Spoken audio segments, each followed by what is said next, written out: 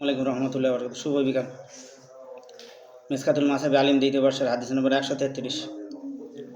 One জাবির আব্দুল্লাহ রাদিয়াল্লাহু তাআলা আনহু ক্বালা ক্বালা রাসূলুল্লাহ সাল্লাল্লাহু আলাইহি ওয়াসাল্লাম আম্মা বা'দু ফাইন্না খায়রাল হাদিসি কিতাবুল্লাহি ওয়া খায়রাল হাদি হাদু মুহাম্মাদি ওয়া শাররাল উম্মিরি মাহদাসাতুহা ওয়া কুল্লু বিদাত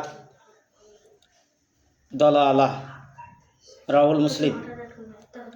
হযরত জাবির রাদিয়াল্লাহু আনহু থেকে বর্ণিত, তিনি বলেন, আল্লাহ রাসূল সাল্লাল্লাহু আলাইহি ওয়াসাল্লাম এক ভাষণে বিভিন্ন আলোচনার পর বললেন, নিঃসন্দেহে সর্বোত্তম বাণী হলো কোরআন অর্থাৎ কিতাবুল্লাহ, আর সর্বোত্তম জীবন ব্যবস্থা আমার জীবন ব্যবস্থা অর্থাৎ হাদিস।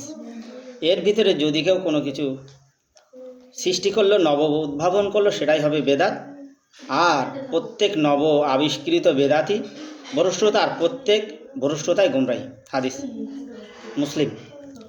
ব্যাখ্যা ভাই, অবশ্যই রাসূল সাল্লাল্লাহু আলাইহি ওয়াসাল্লাম কী বলেছেন, যেটা সর্বোত্তম জীবন ব্যবস্থা হলো মুহাম্মদ সাল্লাল্লাহু আলাইহি ওয়াসাল্লামের জীবন ব্যবস্থা, আর ফয়সালা হবে কোরআন আর হাদিস অনুযায়ী, রসুলের জীবনী বা অর্থাৎ হাদিস অনুযায়ী।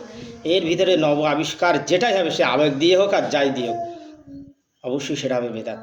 হয়তো আপনি ভাবছেন আপনি বাবা আশিক রসুল, দাড়ি নাই, টুপি নাই, নামাজ নাই, রোজা নাই, আপনি আশিক রসুল, নতুন বেদাত আবিষ্কার করে আপনি বলতে যাচ্ছেন রসুল ওটাকে বেদাত ঘোষিত করেছে, ওটাকে গোমরাই বলেছে।